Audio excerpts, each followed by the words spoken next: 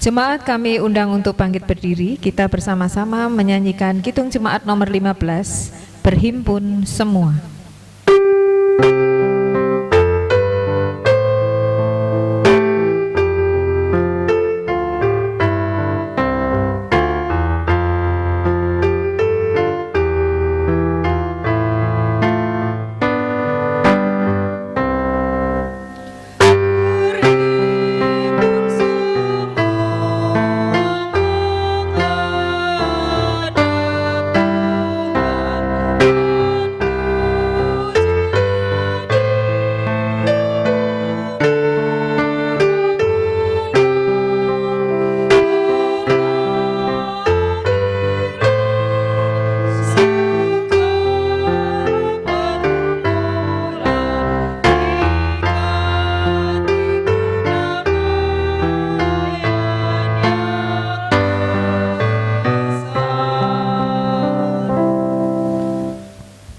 Jemaat yang dikasihi oleh Tuhan, marilah kebaktian ini kita khususkan dengan pengakuan.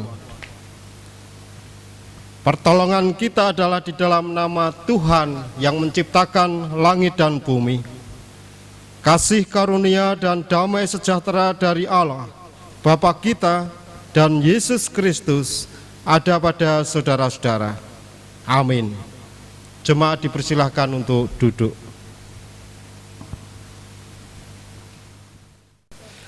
Jemaat yang dikasihi oleh Tuhan, dalam ibadah saat ini marilah kita bersama-sama memuji dan memuliakan nama Tuhan. Dan kita memuji Kidung Jemaat 10, bait yang pertama, Pujilah Tuhan Sang Raja.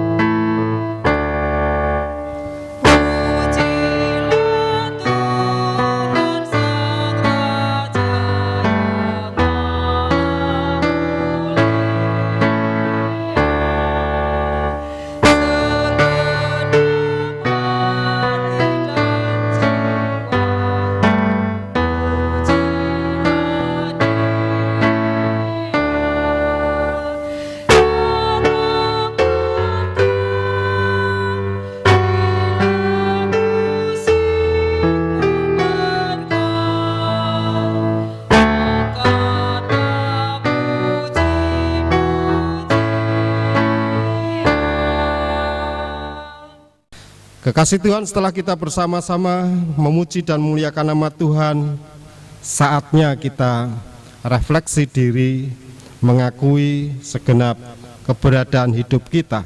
Sebelumnya kita menerima hukum kasih dari Lukas 10 ayat 25 sampai dengan 28. Pada suatu kali berdirilah seorang ahli Taurat yang mencobai Yesus. Katanya, "Guru, apa yang harus kuperbuat untuk memperoleh hidup yang kekal?"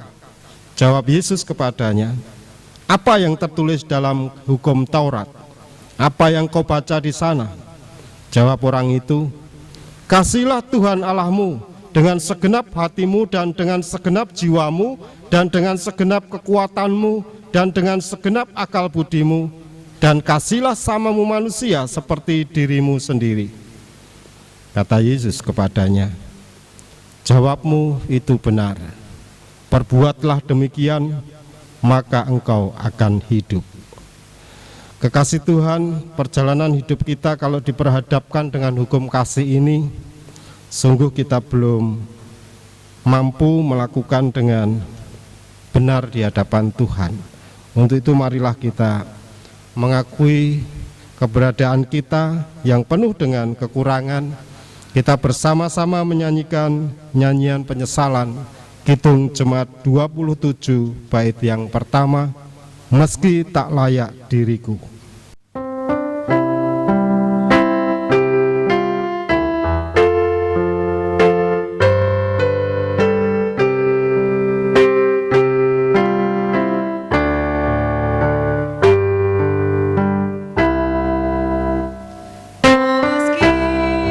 tak layak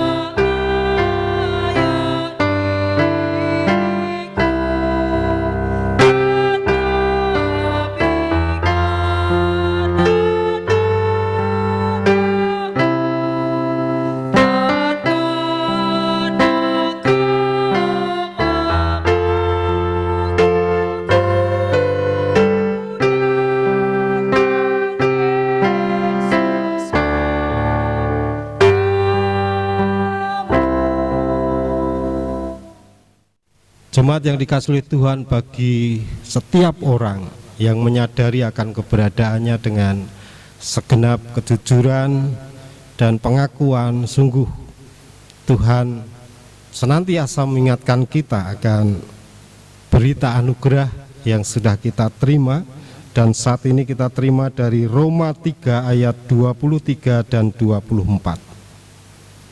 Karena semua orang telah berbuat dosa dan telah kehilangan kemuliaan Allah, dan oleh kasih karunia telah dibenarkan dengan cuma-cuma karena penebusan dalam Kristus Yesus. Demikian berita anugerah yang kita terima, sungguh mengingatkan pada kita besarnya karunia yang kita terima dari Tuhan, besarnya kasih yang kita terima, keselamatan yang dari Tuhan. Dan saat ini marilah kita bersama-sama senantiasa memperjuangkan lestarinya keselamatan dalam hidup dan kehidupan kita. Dan dalam ibadah ini kita menerima petunjuk hidup baru terambil dari 2 Timotius 2 ayat 3. Ikutlah menderita sebagai seorang prajurit yang baik dari Kristus Yesus. Kekasih Tuhan, marilah kita bersama-sama dengan semangat menjadi prajurit Tuhan Yesus Kristus. Bukan dengan kuasa kita, bukan dengan nama kita, tetapi dengan kuasa dan nama Tuhan. Kita sanggupi, kita wujudkan dalam hidup kita dan dalam ibadah ini. Mari kita wujudkan dengan menyanyikan Kidung Jemaat 341 bait yang pertama, Kuasamu dan Namamu lah.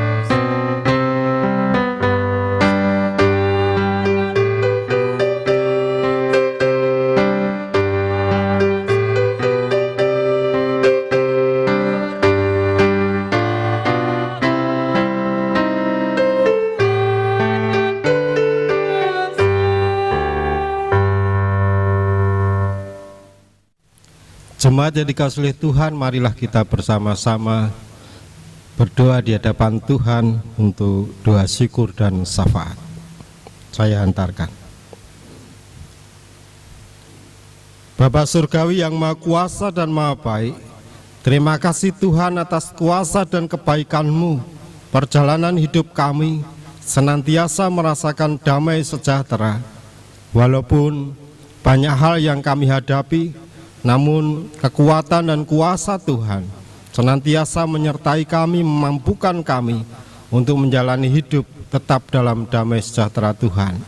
Bapa Surgawi, kami mengucapkan syukur dan terima kasih. Engkau memberkati keluarga kami masing-masing, Engkau memberkati orang tua kami, memberkati anak-anak kami, memberkati cucu-cucu, memberkati eyang-eyang, memberkati istri kami, suami kami, semuanya Tuhan. Kami yakini karena berkat Tuhan, sehingga rumah kami sungguh menjadi rumah yang senantiasa kami rindukan untuk berkumpul, untuk bersama-sama bersenda gurau dengan keluarga kami. Kami mengucapkan terima kasih, Engkau mampukan keluarga kami memancarkan cinta kasih kepada sesama kami. Dan kami juga mengucapkan syukur Tuhan karena Engkau memberkati gerejamu GKJ Pedan. Engkau berkati di dalam kami bersama-sama memelihara iman percaya kami dan menjadi saksi yang hidup di tengah masyarakat. Kami meyakini Engkau sendiri yang memberikan kebijaksanaan, memberikan kemampuan pada kami untuk menjalani kehidupan bersama di dalam Kristus di GKJ Pedan. Kami mengucapkan syukur dan terima kasih. Kebersamaan kami senantiasa Engkau jaga. Engkau mampukan kami untuk saling memperhatikan satu dengan yang lain. Bapa, kami juga mengucapkan syukur dan terima kasih Engkau berkati kami dalam kami bekerja, di dalam kami berelasi dengan sesama kami. Engkau mampukan kami tetap menunjukkan sebagai anak-anak Tuhan yang bertanggung jawab, yang sungguh sembodo di hadapan Tuhan dan juga di hadapan sesama. Kelanjutan hidup dan kehidupan kami serahkan padamu Tuhan, baik keluarga kami, gereja Tuhan, dan juga di mana kami berada. Kami yakin Engkau sendiri yang menuntun membimbing kami, sehingga hanya namamu lah yang dipermuliakan, dan Engkau pakai kami dengan segenap ketidaksempurnaan ini. Engkau yang melengkapi, melayakkan, supaya kami tetap menjadi saksi-saksimu yang hidup. Sempurnakanlah Tuhan doa kami ini, ampuni segenap dosa dan kesalahan kami, di dalam nama Tuhan Yesus Kristus kami berdoa. Amin. Bapak, Ibu, dan jemaat yang dikasihi dalam Tuhan, saat ini kita diberi waktu untuk menghaturkan persembahan. Adapun ayat yang menjadi dasar persembahan adalah Roma 12 ayat 1. Demikian. Karena itu, saudara-saudara, demi kemurahan Allah aku menasihatkan kamu, supaya kamu mempersembahkan tubuhmu sebagai persembahan yang hidup, yang kudus, dan yang berkenan kepada Allah. Itu adalah ibadahmu yang sejati. Untuk mengiringi pengumpulan persembahan, diiringi lagu Hidup Kita Yang Benar bait 1.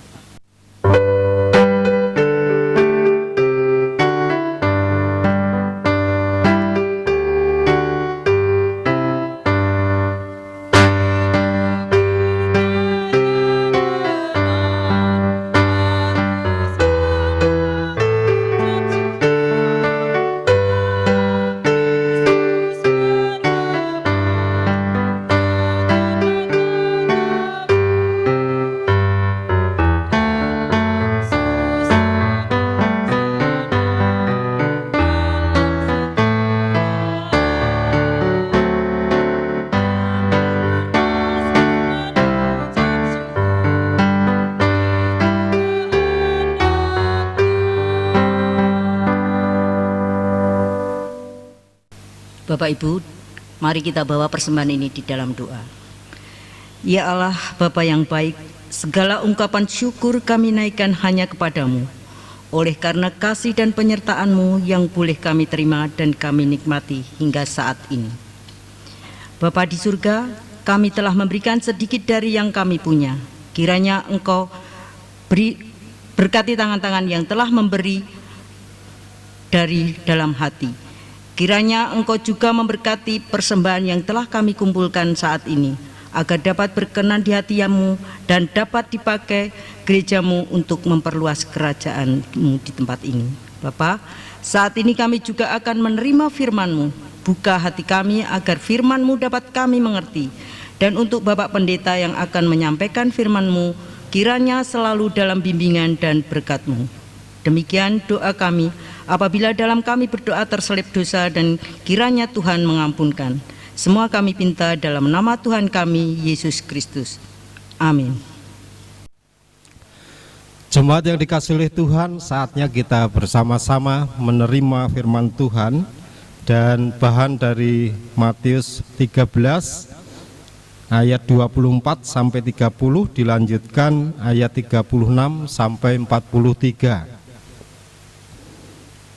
Demikian bunyi kesaksian firman Tuhan. Yesus membentangkan suatu perumpamaan lain lagi kepada mereka, katanya, hal kerajaan surga itu seumpama orang yang menaburkan benih yang baik di ladangnya. Tetapi pada waktu semua orang tidur, datanglah musuhnya menaburkan benih lalang di antara gandum itu, lalu pergi.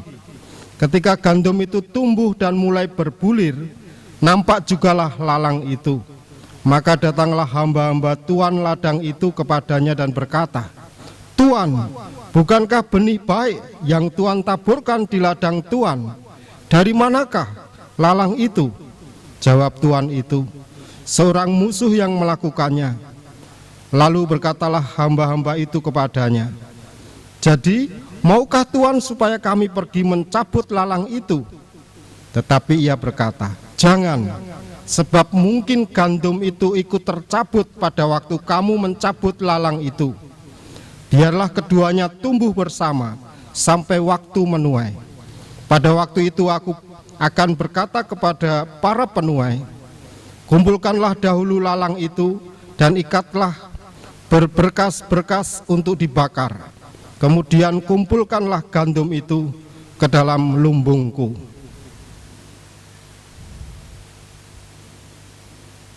Maka Yesus pun meninggalkan orang banyak itu lalu pulang. Murid-muridnya datang dan berkata kepadanya, "Jelaskanlah kepada kami perumpamaan tentang lalang di ladang itu." Ia menjawab katanya, "Orang yang menaburkan benih baik ialah anak manusia. Ladang ialah dunia. Benih yang baik itu anak-anak kerajaan dan lalang anak-anak si jahat. Musuh yang menaburkan benih lalang ialah iblis. Waktu menuai ialah akhir zaman, dan para penuai itu malaikat. Maka seperti lalang itu dikumpulkan dan dibakar dalam api, demikian juga pada akhir zaman. Anak manusia akan menyuruh malaikat-malaikatnya, dan mereka akan mengumpulkan segala sesuatu yang menyesatkan dan semua orang yang melakukan kejahatan dari dalam kerajaannya. Semuanya akan dicampakkan ke dalam dapur api. Di sanalah akan terdapat ratapan dan kertakan gigi. Pada waktu itulah orang-orang benar akan bercahaya seperti matahari dalam kerajaan Bapa mereka. Siapa bertelinga, hendaklah ia mendengar." Demikian firman Tuhan. Yang berbahagia adalah semua orang yang mendengarkan firman Tuhan dengan sungguh-sungguh dan melakukannya. Haleluya. Setia beriman di tengah tantangan dan penderitaan. Judul khotbah saat ini, setia beriman di tengah tantangan dan penderitaan. Kekasih Tuhan, kalau ada pertanyaan, siapa di antara kita yang ingin hidupnya mengalami tantangan dan penderitaan? Tentu jawabnya adalah tidak ada seorang pun yang ingin hidupnya mengalami tantangan dan penderitaan. Saya pun juga tidak mau kalau ditanya. Tetapi jika pertanyaannya diubah, siapa di antara kita yang belum pernah mengalami tantangan dan penderitaan dalam hidup?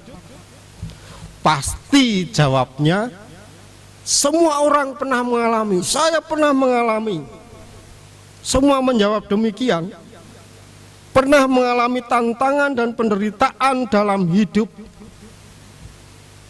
Dan ternyata mau tidak mau, kita harus menerima kenyataan bahwa tantangan dan penderitaan adalah bagian yang harus dialami manusia selama ia masih hidup di dunia. Mengapa? Mengapa manusia mengalami tantangan dan penderitaan? Tentu banyak sekali alasannya. Namun kita bisa melihat paling tidak ada dua alasan. Yaitu yang pertama adalah tantangan dan penderitaan menjadi bagian dari hidup manusia terjadi karena dosa dan kesalahan manusia sendiri. Manusia telah berbuat dosa dengan hidup tidak taat dan membelakangi Allah. Itu yang pertama, karena dosa. Yang kedua, tantangan dan penderitaan adalah akibat dari sebuah perjuangan iman. Jadi kalau kita mempertahankan iman kita, memang kita harus menghadapi orang-orang di zaman sekarang. Tidak mudah menjadi orang yang jujur di tengah komunitas atau lembaga yang tidak jujur atau korup. Tentu kita tidak ingin dianggap orang aneh, tetapi kenyataannya Sekarang banyak orang yang demikian.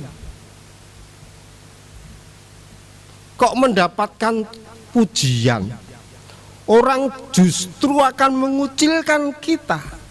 Tidak dipuji, wah kamu jujur, kamu baik, malah dikucilkan atau dicelakakan melalui konspirasi jahat, melalui diskusi bagaimana caranya menyingkirkan orang-orang yang jujur, karena itu dianggap merugikan mereka. Tantangan dan penderitaan dalam hidup sering membuat orang percaya menjadi lemah, kehilangan iman, membuat orang percaya tidak hati-hati akan lupa jati diri atau identitasnya.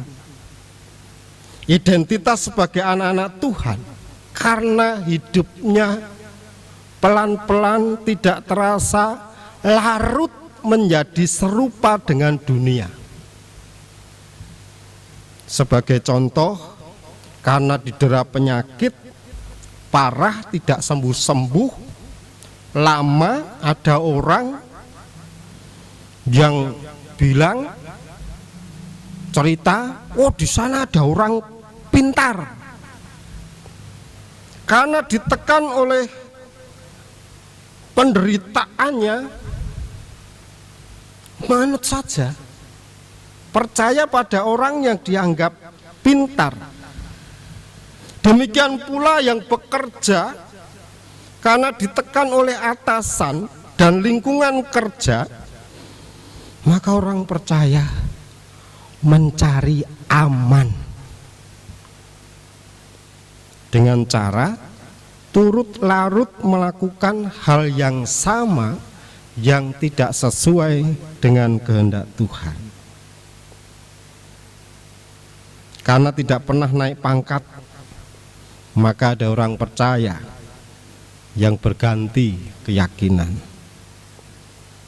Ada banyak contoh lain yang dapat diajukan tetapi tidak boleh dilupakan adalah bahwa kesesatan pasti akan berujung pada kebinasaan jika manusia tidak bertobat. Oleh karena itu, meskipun orang percaya sedang mengalami tantangan, sedang mengalami penderitaan, orang percaya harus berusaha untuk menjaga jati diri atau identitas imannya supaya tidak luntur dan tidak hilang. Bagaimana caranya? Bagaimana orang percaya, bagaimana kita menjaga identitas iman di tengah tantangan dan penderitaan, di tengah lalang, supaya kita tetap kuat menjadi gandum yang berkualitas. Kekasih Tuhan, supaya kita bisa menjaga identitas iman di tengah tantangan dan penderitaan, yang pertama, tetaplah percaya kepada Allah. Gusti ora sare. Tuhan senantiasa menjaga orang percaya dari dulu hingga sekarang sepanjang masa, sehingga jangan berpaling dari Tuhan. Tetap percaya. Yang kedua, jangan merasa sendirian. Kalau sendiri kita berat, tetapi sesungguhnya mari kita yakin Immanuel, Tuhan beserta dengan kita melalui orang-orang yang dikasihinya, yang diutus, dipakai untuk mendampingi kita. Jadi mari kita senantiasa berseru memanggil Tuhan. Tuhan akan hadir melalui orang-orang yang diutusnya. Yang ketiga, percayalah bahwa Tuhan tidak membiarkan kejahatan yang membuat orang benar senantiasa menderita. Akan tiba waktunya Tuhan menuntut pertanggungjawaban dan kejahatan akan hangus oleh api penghukuman.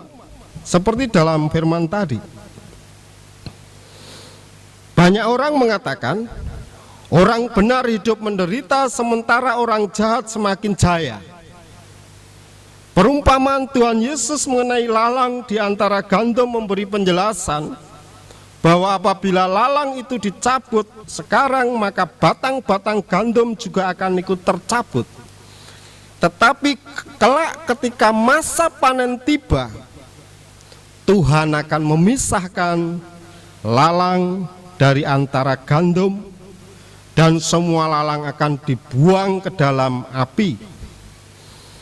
Namun demikian, kita harus mencatat bahwa perumpamaan ini tidak hanya mengajar bahwa Tuhan tidak akan membiarkan kejahatan terus terjadi.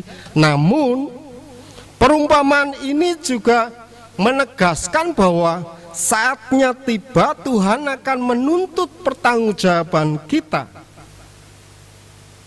Tuhan akan menanyakan, kita termasuk golongan mana? Golongan lalang atau gandum? Berikutnya yang keempat, ingatlah senantiasa akan pengharapan bahwa setiap orang percaya adalah ahli waris kerajaan Allah. Pengharapan ini jangan kita lupakan. Penderitaan yang harus kita alami sekarang ini, kalau kita melihat pengharapan ke depan, sesungguhnya tidak sebanding dengan kemuliaan yang akan kita terima kelak menjadi anak-anak Allah. Kita ini adalah anak-anak kerajaan. Oleh karena itu jangan biarkan penderitaan atau kesusahan hidup mengikis keyakinan iman kita. Hiduplah selayaknya jati diri atau identitas kita sebagai anak-anak Allah, sebagai pewaris kerajaan surga.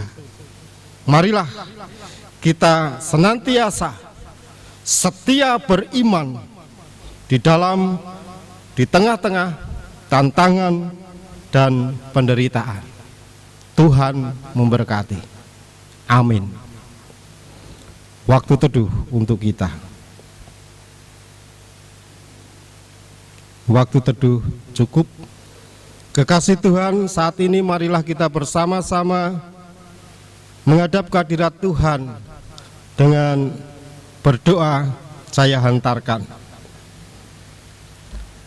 Bapa kami yang ada di surga, sungguh kami mengucapkan syukur dan terima kasih Engkau berkati kami di dalam kami beribadah. Mampukan kami Tuhan sebagai anak-anak Tuhan yang setia beriman di tengah tantangan dan penderitaan.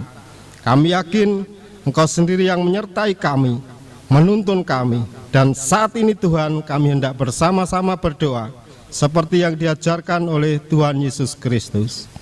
Bapa kami yang ada di surga, dikuduskanlah namamu, datanglah kerajaanmu, jadilah kehendak-Mu di bumi seperti di surga. Berikanlah kami pada hari ini makanan kami yang secukupnya, dan ampunilah kami akan kesalahan kami, seperti kami juga mengampuni orang yang bersalah kepada kami. Dan janganlah membawa kami ke dalam pencobaan, tetapi lepaskanlah kami daripada yang jahat. Karena Engkaulah yang mempunyai kerajaan dan kuasa dan kemuliaan sampai selama-lamanya. Amin. Kekasih Tuhan, marilah kita bersama-sama menyanyikan nyanyian akhir ibadah. Jemaat kami undang untuk bangkit berdiri.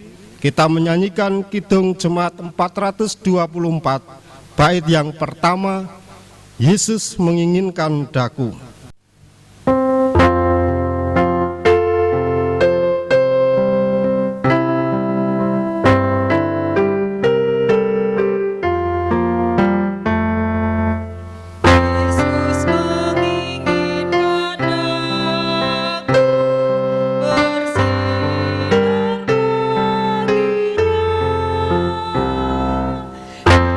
Dimanapun ku berada,